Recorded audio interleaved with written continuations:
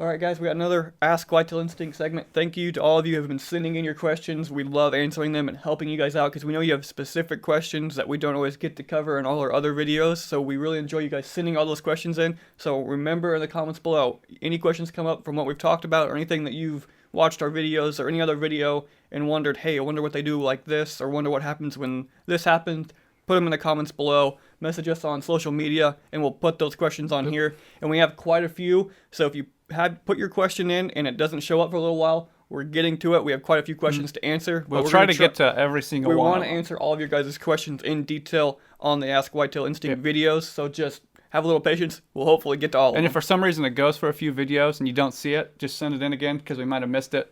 Yeah. Or don't know that we skipped over it. Yeah. So if you're worried we did skip over it, send it back in and we'll get to it the next time.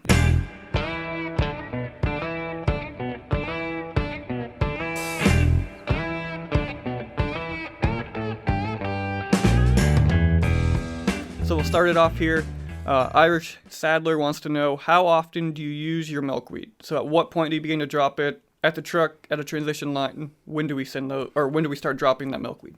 All the time because it's fun to sit up there and drop it and watch it go. But I mean, it's really is the best stuff for finding the wind because you can watch it go for really far and see what it's doing certain places. But I'd say if we're going to do a hang and hunt, we're dropping it as we're getting closer to where we want to hang and hunt. So when we're getting into that area where like we're going to want to put our tree stand in here somewhere, like we start dropping it so we know what the wind's doing in that area so we can start picking like what tree we want to go in. And then once we get in the tree, we're doing it too so that we know if that buck gets right over here by this tree, you're going to have to make the shot happen because he's probably going to smell you or whatever. And then if we bump or something comes in and it seems like it smelled us, we'll do it then too, just to see when you get a big gust of wind, does it swirl? To see if it was at you or what, if it was your scent or what did end up spooking them. But yeah, like you said, if we're walking into a hang and hunt, once we get close, we're going to drop it just so that we know, because a lot of times you'll drop that thing and you're like, I can feel the wind at my face. You'll drop it and it'll go straight that way. Or it'll go up and then go over and do different things. So if you're like hunting up or hunting over a scrape and you want to be on the certain side, obviously, because of which way the wind's blowing, drop that milkweed so you know which side of that scrape or that trail you need to put your tree stand on. Mm-hmm. So we're dropping it all the time. Like you said, once we get up in the tree, drop a couple more just to see which way that wind's going. And then throughout the hunt, because a lot of times in the morning, as those thermals are rising, and in the evening as they're dropping, things are going to change. So keep dropping them just so you know. Like you mentioned, the most important thing is so that you know at what point that buck is going to get into there and into your scent, so that you know, okay, my last chance to get him is when he crosses that cedar tree, so that you're ready, because if he gets over here, he's going to smell me.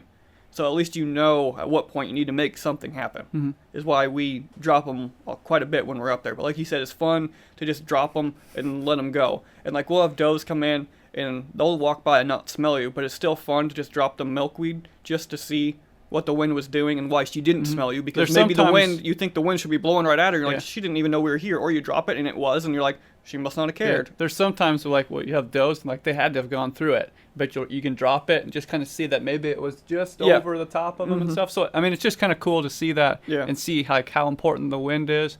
You can also get a good idea in spots like you may think it's a north wind spot when really it's a south wind spot.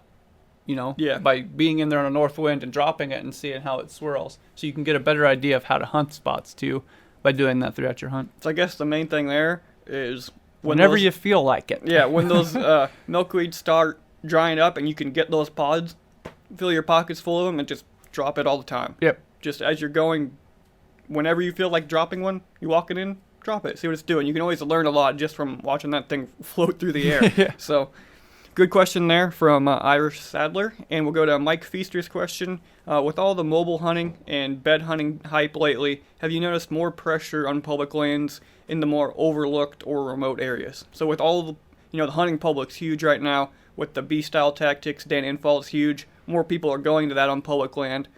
Do you feel like you're running into more people as we're back there hunting? I would say no. In our properties we hunt are pretty small and have quite a few hunters, which I'm sure a lot of people can relate to. It's nothing like probably Michigan or anything like that, but I would say no. I guess people still just don't want to do the work to go back there. Like they'll sit there and they'll listen to this stuff and learn it, but they don't take the step to actually go back and do it. I mean, that's why when we walk the field, there's 12 stands along a half-mile stretch of a field. because that's the easiest thing to do. And we still don't see it close to parking lots and around field edges. But you go back to that deeper stuff, I still don't think people are they listen to it and hear it, but I don't think they're taking the steps to do it. Yeah, I mean, you went back in December during muzzleloader season, and like where we park our truck, if you walked, like, what was it, 60 yards, there was a tree stand. I mean, right along the road. Mm-hmm. It's like people just don't want to walk. And along the river, easy access, they'll hang a tree stand there. So we haven't seen it. If there's any sort of obstacle, a lot of people stop. They won't go past it. It's just too much work. You just said easy access. Yeah. Any way where it makes easy access because they can walk the river, or they can walk through the river, or they can walk a field edge or a fence row, that's where they're walking. The easy access, you still get off that easy access. Where it gets a little difficult, they stop.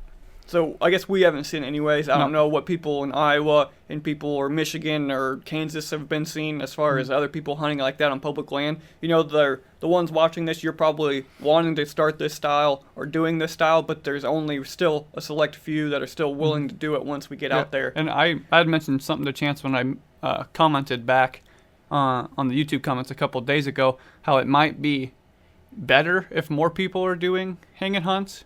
Because one, I'm not running into that guy on the field edge every single time because he was there one day and the next he's somewhere else. Yeah. So I think, I don't know, it may not be true, but it seems like maybe your hunting pressure is spread out. If everybody's bouncing If everybody around. is hanging hunting, Yeah. then when they're just in that same stand all the time, you might have less pressure with doing more hanging hunts. But then on the flip side, if everybody else is hunting that along the field edges and the easy access, it makes it easier for the guys like us who are willing to go back in there to find spots to go because nobody's doing it. Yep. So it's kind of there's benefits on each side the way you look at it. But at least for us, we haven't seen, at least where we've been going, people willing to walk back to where we're going. Mm-hmm. At least not very often. Still feel like if you are willing to get off the easy access spots and do a little bit more work, walk a little bit farther, your odds go way up. Yep.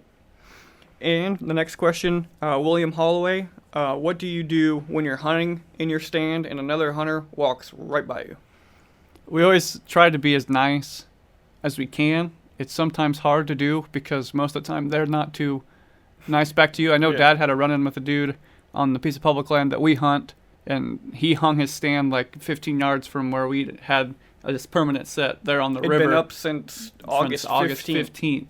And was kind of mad that Dad was there. And like, I mean, if you work with the other person, it's going to make it better for you. Yeah. We pulled those stands down right after Dad came back out because we knew that was too much hunting pressure.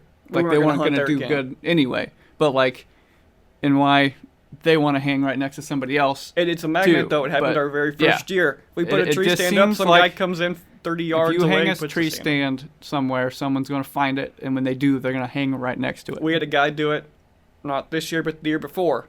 Come in on that one river stand and hunt 60 yards into the trees. Walked right by our trail camera and went right up in there. So we try to be as nice as possible to try to work things out because I mean we've met some friends down in public that we're going to be friends with probably for a long time because we've talked to them and made friendships. So we try to be as nice as possible, but I guess if they start getting a little that's usually crabby where with us, we start out nice and then they dictate how the rest of that conversation goes. Yeah. Because I know me and Dad were walking in one time along the river and we had some guy ask us, "How far are you guys going?" And we're like, "We're going." We just told him real quick, we're not even close. And he goes, okay. He was satisfied he was worried we were setting up close to him. But we're like, we're not even close to you, buddy. We're going a long ways back. And he seemed to be, he was mad at first, but then that seemed to, you know, his attitude changed. And it is told him public land, so someone can set up 2 yards from you just as much as you can set up 2 yards from them. So that is part of it, in which some people don't, they kind of go in with the attitude of, this is my spot. This is my spot, when really it's public and anybody can just as much as he has a right to be there, we have that same right to walk right by him. Yeah. Just because it's public. It's the nature of the game. And when you're going to deep spots, you're probably going to walk past people. Like, how do you expect me to get there if you have the whole field edge covered and I can't walk through the field edge to get deeper? So, like, it's going to happen. Try to be nice to people. Try to be courteous. And real quick, we'll do a final question here. Wild Nation Outdoors asks, how long do we wait after shooting a buck on public? Do we get nervous that people will steal the deer? Usually we don't wait. I guess it obviously depends on the shot, but I'd say it's like 45 minutes to an hour just because of filming stuff that we have to do. And if we're waiting for you to come down or Dad to come down or something like that. So 45 minutes to an hour usually, but most of the time I don't worry about somebody taking it, but that thought does cross my mind.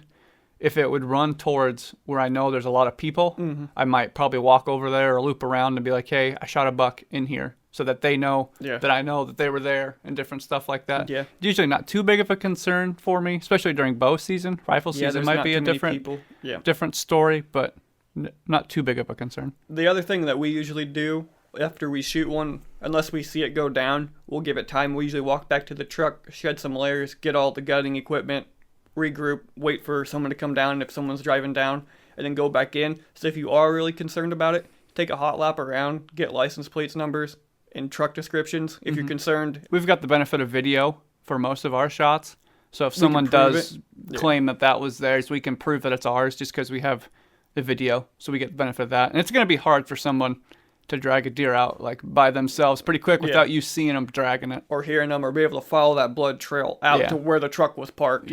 But if that is a concern, just get the vehicle information and then get back in there and try to find the deer. But with the blood and being able to track I've never really heard of that happening, but I know if it runs onto private or something. I heard that happening. But I know where someone shot one and it hasn't gone down, and then someone else has like shot it as it's been running by. That sort of a situation. But as far as it being down and someone walking up on it, haven't really, because usually you're in the area pretty soon afterwards. It'd be pretty hard for somebody to sneak in there and grab it. But it's not really too big of a concern for us anyways. But that's what I would do if it was a concern, for us anyways. Yeah, and if you loop around and you see them, just be like, hey, I did shoot a buck back in there, so that they know that you talked to them and they seen you. And again, just be nice and be courteous, communicate with everybody else. Usually if you tell them, hey, I shot one, they're not going to go back in there. And like you said, then they know that that they were in the area, so then they're more than likely not going to do it.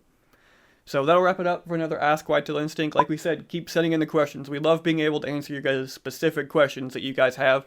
Make sure to follow us on social media, Facebook and Instagram. Make sure to like and subscribe these videos. And like I said, more questions, the better. Keep sending them in. We're going to keep answering them for you. Yep. So thanks for watching this Ask Whitetail Instinct video.